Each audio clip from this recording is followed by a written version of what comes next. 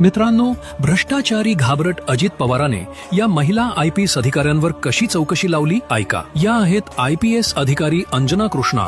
यांच्यावर अजित पवार आता डोळे ठेवून आहेत. या आयपीएस अधिकाऱ्यांना आता घाबरण्याचे आणि धमकावण्याचे प्रयत्न सुरू झाले आहेत. त्या महिलेचे पद काढून घेण्यासाठी आता अजित पवार आणि त्यांचे सहकारी काम करत आहेत. कारण त्या आयपीएस अंजना मॅडम यांनी रोखठोक भूमिका घेतली आणि थेट अजित पवार यांना प्रश्न विचारले. यामुळे अजित पवारांची इज्जत अख्ख्या देशात गेली. सर्वांनी तो व्हिडिओ बघितला आणि आपल्या अजित पवारांचा इगो दुखावला गेला. त्यामुळे आपले अजित पवार आता या इमानदार अधिकाऱ्याला काढण्यासाठी, त्यांच्याशी बदला घेण्यासाठी प्रयत्न करत आहेत. आता हे मित्रांनो कितपत बरोबर आहे तुम्हीच सांगा. जे अधिकारी चांगले काम करत आहेत त्यांच्याशी सुद्धा अशी वागणूक हे नेते करत आहेत. यावरून तुम्हाला कळून येईल की आतापर्यंत या पवार कुटुंबाने इतिहासात काय काय कारनामे केले असतील. आता हा सर्व मॅटर तुम्हाला माहित असेलच. तुम्ही सुद्धा त्याचा व्हिडिओ बघितला असेलच. त्या अंजना मॅडम यांना माहिती मिळाली होती की एक ठिकाणी अनधिकृतपणे रेती उपसा सुरू आहे. त्यामुळे त्या आयपीएस अधिकारी घटनास्थळी गेल्या आणि त्यांनी ते थांबवले. मग त्या रेती उपसा करणाऱ्या गुंडांना राग आला. मग त्या गुंडांनी लगेच त्यांच्या आकाला फोन केला, म्हणजे अजित पवारांना फोन केला आणि अजित पवारांना सगळी घटना सांगितली. मग अजित पवारांचा पारा चांगला वाढला आणि त्यांनी त्या महिला आयपीएस अधिकाऱ्याला खडे बोल सुनावले. त्यांना धमकी दिली, तुझी एवढी हिंमत कशी झाली आणि तू कुणाशी बोलताय, तुझ्याकडे बघतोच, असे शब्द वापरले. त्यानंतर तो व्हिडिओ मित्रांनो सगळीकडे व्हायरल झाला आणि देशभरातून अजितदादांच्या भ्रष्टाचारावर टीका होऊ लागली. आणि हा व्हायरल झालेला व्हिडिओ बघून अजितदादा चांगले घाबरले आणि त्या बाईचा बदला घ्यायचा असं ठरवलं. मग अजितदादांनी लगेच त्यांच्या अमोल मिटकरीला फोन लावला आणि त्या महिला अधिकाऱ्यावर चौकशी लावण्याचे आदेश दिले. तर अशा प्रकारे मित्रांनो एका प्रामाणिक नेत्याला दमदाटी करून त्याला धमकावण्याचे प्रकार अजितदादांमार्फत उघड उघड सर्वांसमोर झाले. म्हणजे मित्रांनो या सिस्टीममध्ये प्रामाणिक काम करणारा कधीच टिकत नाही. नेत्यांच्या हाताखाली काम करावे लागते. त्या प्रामाणिक अधिकाऱ्याला दाबले जाते, त्याच्या बदली केल्या जातात, त्यांचा अपमान केला जातो. आणि हे राजकारणी मात्र